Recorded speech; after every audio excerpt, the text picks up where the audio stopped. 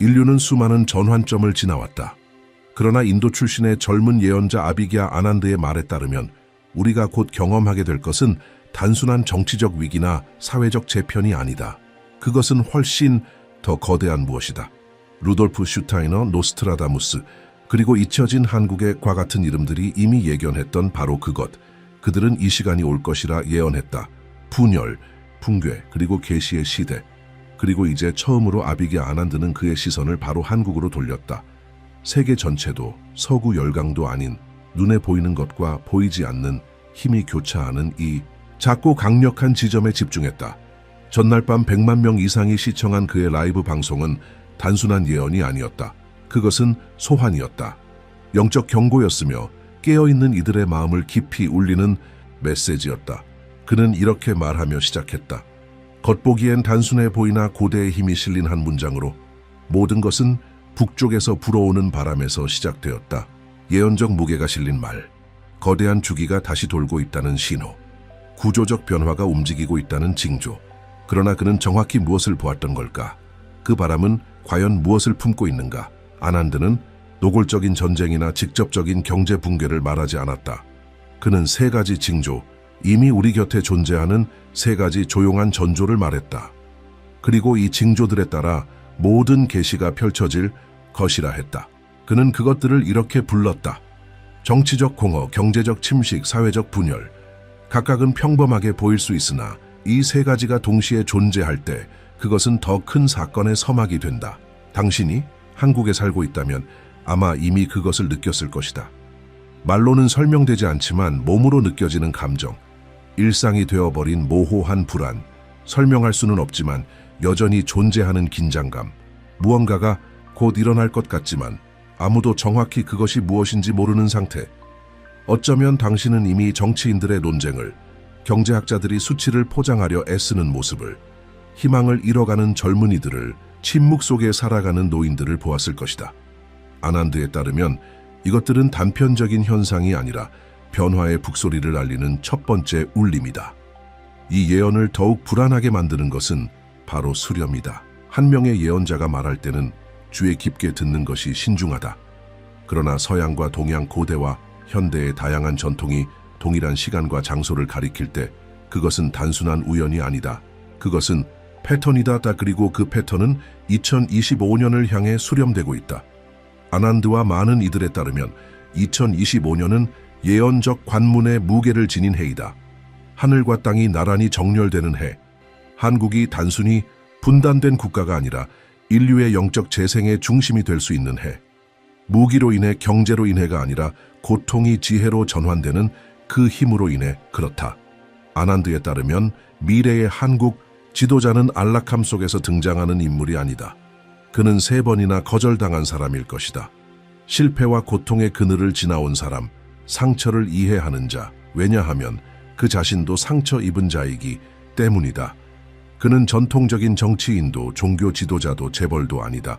그는 이 모든 것을 본질적으로 품고 있지만 동시에 그 어느 것도 아니다. 대부분이 피하려는 힘에 의해 단련된 역설적인 존재이다. 정치적 공헌은 단순한 통치의 부재가 아니다. 그것은 약속된 것과 실제로 살아가는 것 사이에 존재하는 깊은 메아리다. 그것은 공허한 연설을 넘어서는 결정권자와 보살핌을 바라는 사람들 사이에 거의 영적인 단절이다.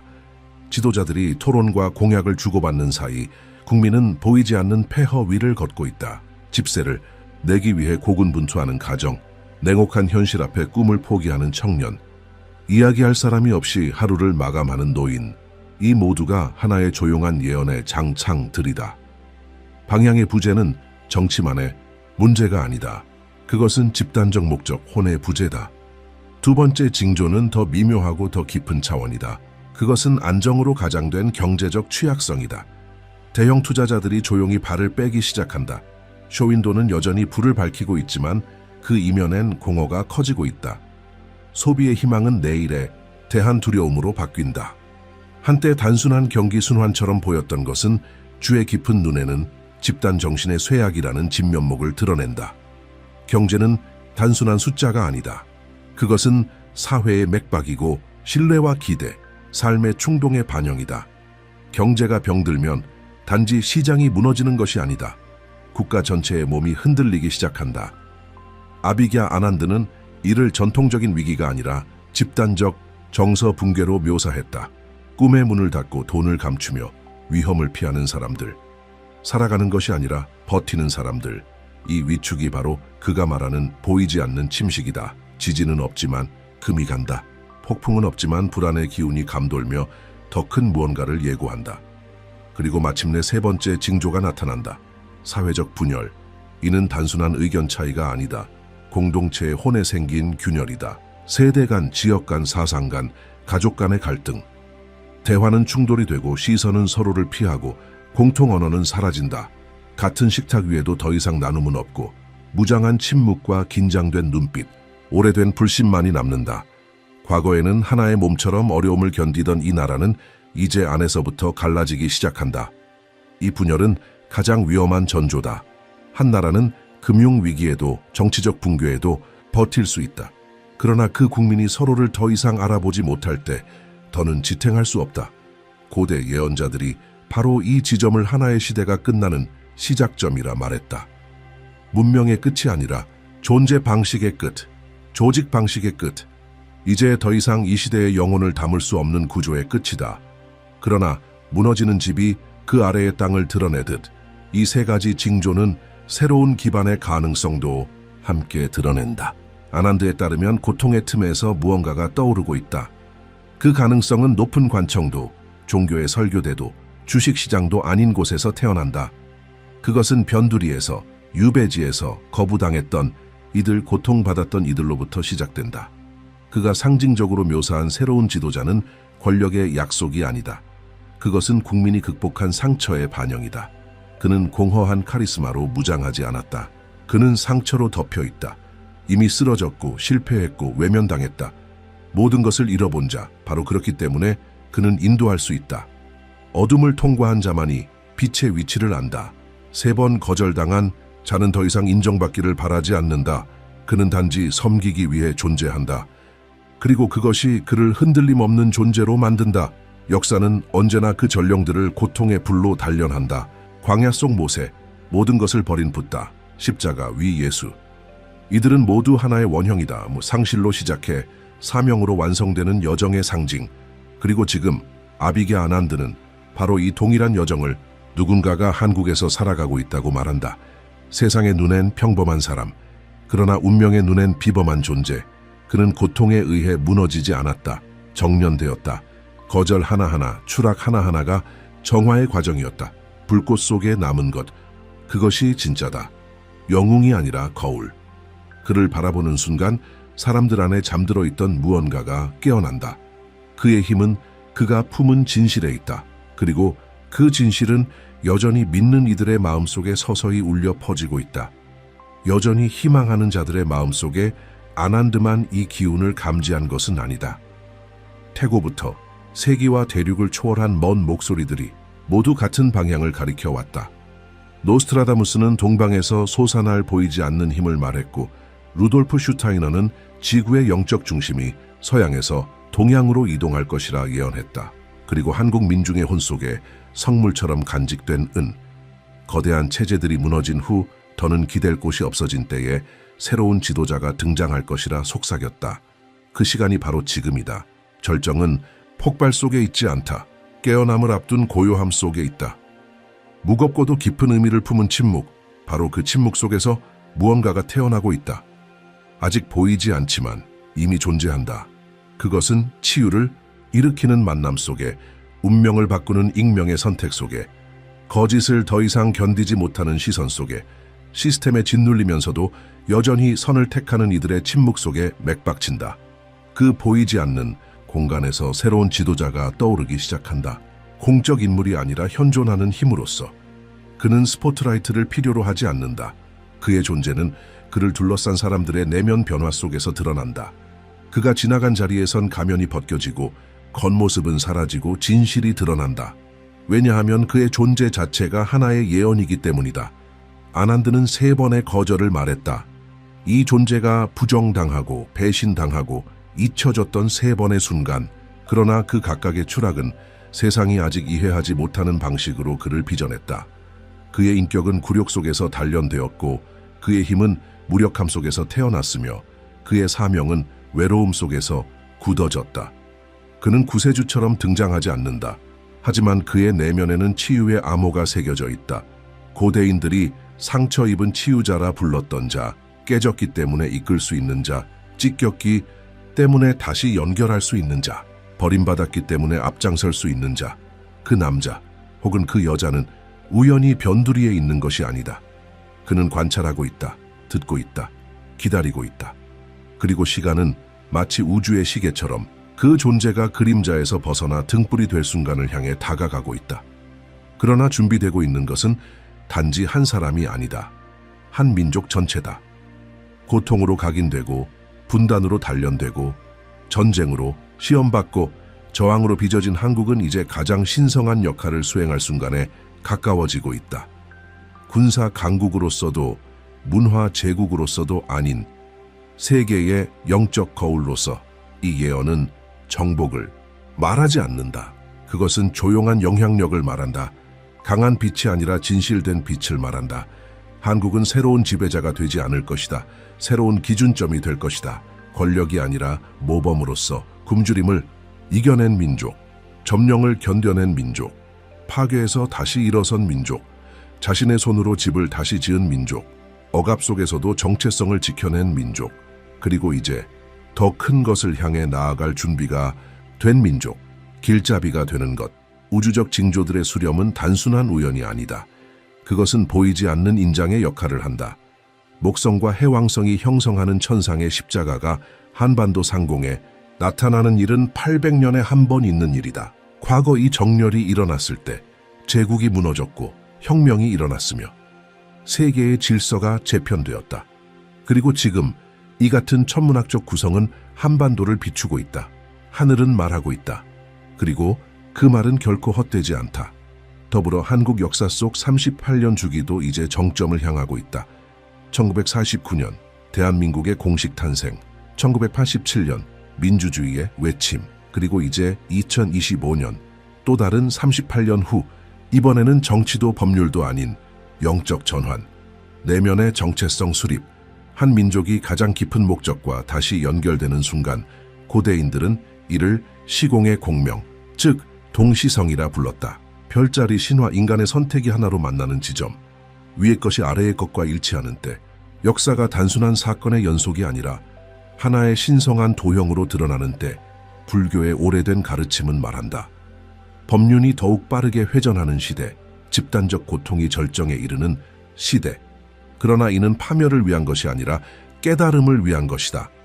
그리고 지금 우리가 목격하는 모든 것, 세대 간의 분열, 제도의 붕괴, 하늘의 징조들, 이는 하나의 시대가 끝나가고 있음을 알리는 소리이며 아무도 예상하지 못한 시대의 시작이다.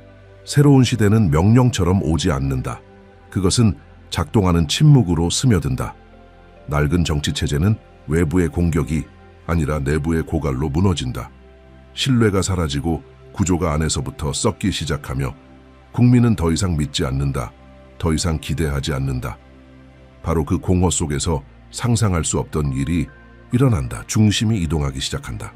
궁궐도 국회도 언론도 아닌 곳에서 새로운 중심은 단 한 번도 목소리를 들어본 적 없는 이들의 눈빛에서 태어난다. 작은 일상적 선택, 보이지 않는 용기의 몸짓, 평범한 사람들 간의 조용한 만남, 이 모든 것이 기존 체계가 이해하지 못하는 강력한 힘을 품기 시작한다. 죽은 교과서를 버리고 의식을 가르치기 시작한 한 교사, 증오를 거부하고 귀 기울이는 쪽을 택한 한 청년, 평생 침묵하다 마침내 본 것을 말하기로 결심한 한 노인. 새로운 시대는 이런 지점들에서 태어난다. 거대한 곳이 아닌 깊은 곳에서. 그리고 마침내 계시가 모습을 드러낸다. 아난드가 예언한 새로운 지도자는 단순한 개인이 아니다. 그는 하나의 반영이다. 하나의 상징이며 집단적인 응답이 몸을 입은 존재다. 그의 고통은 한 민족의 고통이고 그의 치유는 한 역사의 치유다. 그는 수세기에 걸친 저항의 흔적을 지니고 있으나 그 안에는 고통을 지혜로 바꾸는 힘이 맥박치고 있다. 한국은 그를 통해 오랫동안 잊고 있던 어떤 것을 다시 기억하기 시작한다. 바로 자신만의 영적 사명이다. 그 지도자는 갑자기 등장하지 않는다. 그는 천천히 점진적으로 일어난다. 처음에는 거부당하고 그 다음은 겨우 용납되며 그리고 마침내 들려지기 시작한다. 그의 부상은 외침이 아니라 존재감으로 이루어진다. 그가 있는 곳에는 변화가 일어난다. 거짓은 약해지고 의식은 밝아지고 억압자는 흔들린다. 왜냐하면 진실이 육화될 때 어떤 부패한 구조도 그것을 견딜 수 없기 때문이다. 바로 이 지점에서 전 세계는 조용히 주목하기 시작한다. 이제 한국에서 벌어지고 있는 일은 더 이상 무시되지 않는다. 분석가들은 여전히 오래된 틀로 설명하려 한다. 지정학, 경제, 문화. 하지만 지금 벌어지는 일은 그 어떤 틀에도 들어맞지 않는다. 이는 진동의 도약이다. 과거를 반복하지 않기로 선택한 하나의 집단의식이 조용히 상승하고 있는 것이다. 그리고 하늘의 징조들은 더욱 강렬해진다. 천문학자들은 이해하지 못한 채 거대 행성들의 드문 정렬을 관측한다. 한국 상공에 떠오른 천상의 십자가는 마치 새 페이지의 시작을 알리는 인장처럼 빛난다. 지구도 응답한다. 자기장이 요동치고 자연에는 이례적 현상이 발생하며 하늘에서는 설명할 수 없는 신호들이 나타난다. 고대인들은 이것을 축복이라 불렀고 현대인들은 이상현상이라 부르지만 누구도 부정할 수 없다. 무언가 비범한 일이 진행 중이다. 지상에서도 징조들은 더 이상 무시될 수 없다.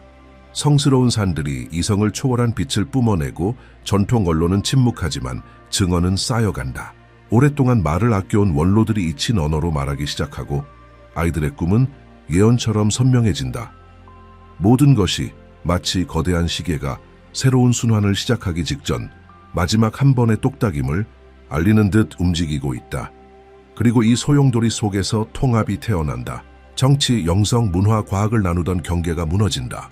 새로운 패러다임은 전체성이다. 그 안에서 지도자는 명령하지 않고 인도하며 국민은 복종하지 않고 함께 창조한다. 경계는 흐려지고 과거는 부정되지 않고 이해된다. 그리고 한국, 수없이 강대국들에 짓눌렸던 이 작은 나라는 인류를 위한 하나의 거울로 다시 선다.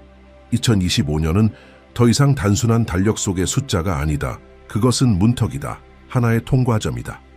두 세계 사이의 거울이다. 반복의 세계와 갱신의 세계. 우리가 마주한 것은 두려움을 주는 예언이 아니라 자유를 부르는 징조들이다. 지금까지 말해진 모든 것은 고정된 지도가 아니다. 그것은 소환이다. 이 신성한 시간을 살아가고 있는 우리 각자가 그 부름을 인식하라는 초대다. 그 부름을 인식하라는 초대다. 한국은 지금 단지 세계적 주목의 지리적 중심에 있는 것이 아니다. 그것은 집단적 의식의 중심에 있다. 고통과 분열, 생존을 넘어서는 한 걸음을 준비하는 의식의 중심. 한반도, 그 땅이 두 동강 났던 이 나라는 이제 전 세계가 아직 이해하지 못한 연합의 열쇠를 쥐고 있다. 그것은 강요가 아닌 귀환이며 지배가 아닌 이해다. 그것은 경계의 문제가 아니라 혼훈의의 문제다. 아난드가 예언한 그 통일은 조약으로도 군대로도 오지 않는다. 그것은 상호인식에서 태어난다. 타인 안에 자신을 보는 겸손에서. 그리고 그렇기 때문에 이 마지막 메시지는 정치가 아닌 영성이다.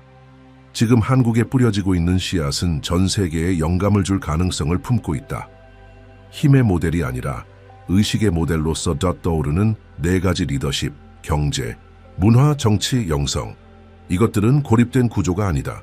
이는 하나의 본질이 깨어나는 네 가지 표현일 뿐이다. 서구를 모방하거나 동양에 저항하는 것이 아니라 전혀 새로운 무언가를 창조하는 것. 이 땅의 역사, 고통, 지혜에서 태어난 그 무엇. 경제 성장이 영혼을 파괴하지 않는 길, 문화가 상품이 아닌 다리가 되는 길, 정치가 무대가 아닌 봉사가 되는 길, 영성이 교리가 아닌 연민과 진실, 용기에 살아있는 실천이 되는 길. 저리 새로운 패러다임은 이미 태동하고 있다. 나팔 소리도 없고 신문 헤드라인도 아니다. 그러나 그것은 느껴진다. 한 민족이 서로를 바라보는 방식에서, 삶의 우선순위를 정하는 기준에서, 분열의 고리를 반복하지 않겠다는 조용한 결정에서, 화해의 작은 몸짓 하나가 하나의 문이 된다. 진실한 행동 하나가 하나의 등불이 된다. 그리고 점차 보이지 않던 새로운 나라는 사람들의 의식 위의 모습을 드러낸다. 지도 위가 아니라 마음 위에서. 예언된 지도자는 단순한 변화를 유도하는 존재이다. 그는 자신의 빛을 내세우기보다 타인 안에 잠든 빛을 비추는 역할을 한다. 그의 진정한 크기는 따름이 아닌 잠재된 리더십을 일깨우는 데 있다. 그는 지배하지 않고 자유를 확장시키며 중심을 잡는 자로 작용한다. 숭배의 대상이 아니라 깊은 이해의 상징이 될 것이며 그의 영향력은 배울 수도 흉내낼 수도 없는 진실성과 일관성에서 비롯된다. 모든 것이 모방될 수 있는 세상에서 일치된 존재는 결코 위조되지 않는다. 그것은 말없이 느껴지고 설명 없이 인식된다. 그리고 이 새로운 시대가 요구하는 것은 완벽한 지도자가 아니라 진실한 존재다. 약속이 아닌 현존, 교리가 아닌 살아있는 모범. 한국은 어떤 현대 강대국도 인위적으로 만들어낼 수 없었던 것을 지니고 있다. 붕괴와 점령, 억압을 지나도 꺼지지 않았던 영적 유산. 그것은 단지 문화가 아니다. 그것은 진동이며 조상적 기억이다. 그리고 이제 그 유산은 마침내 깨어나려 한다. 이 민족 안에 흐르는 전통, 극복, 직관의 조합은 우연이 아니다. 그것은 준비였다. 그리고 이 깨어남이 하늘과 정렬될 때 행성의 정렬과 38년의 순환과 별들의 새겨진 잊힌 코드와 일치할 때 그것은 더 이상 부정할 수 없게 될 것이다. 왜냐하면 심지어 회의론자들조차도 느끼게 될 것이기 때문이다. 시간이 바뀌었다는 것을, 무언가가 지나갔고 무언가가 도착했다는 것을. 오랫동안 이 나라를 갈라놓았던 내부의 분열은 어떤 협정으로도 해결되지 않는다. 그것은 재연결로 치유될 것이다. 경청으로. 그리고 모든 민족은 서로의 적이기 이전에 하나의 공통된 기원 속에서 형제였다는 기억으로. 진정한 한반도의 통일은 하나의 사건이 아니다. 그것은 영적인 과정이다. 그리고 그 과정은 이미 시작되었다. 에너지의 장창 속에서, 꿈 속에서, 상징 속에서, 침묵 속에서, 산에서 목격된 신비한 빛들, 반복되는 역사적 패턴들, 전통적 제도의 붕괴. 이 모든 것은 하나의 동일한 몸이 새롭게 재구성되고 있다는 징후다. 오래된 것이 해체되는 동안 새로운 질서는 보이지 않는 조화 속에서 조직되고 있다. 아난드는 그 이전의 수많은 이들과 마찬가지로 시간의 나선에 이미 새겨진 것을 단지 메아리로 전한 존재일 뿐이다. 그는 미래를 가져온 것이 아니다. 그는 그저 그것에 이름을 붙였을 뿐이다. 그리고 이름을 붙임으로써 더 많은 이들이 그것을 인식할 수 있게 만들었다. 이 부름은 구세주를 기다리라는 메시지가 아니다. 그것은 구원의 일부가 되라는 초대다. 이 계시에 직면하여 더욱 진실하게 살기로 선택한 모든 그들은 이미 예언에 응답하고 있다. 미지의 것을 향해 마음을 여는 모든 가슴, 오래된 틀을 의심하는 모든 정신, 다시금 자신의 목적과 연결되려는 모든 영혼, 이들 모두가 지금 진행 중인 그 조용한 기적의 일부이다.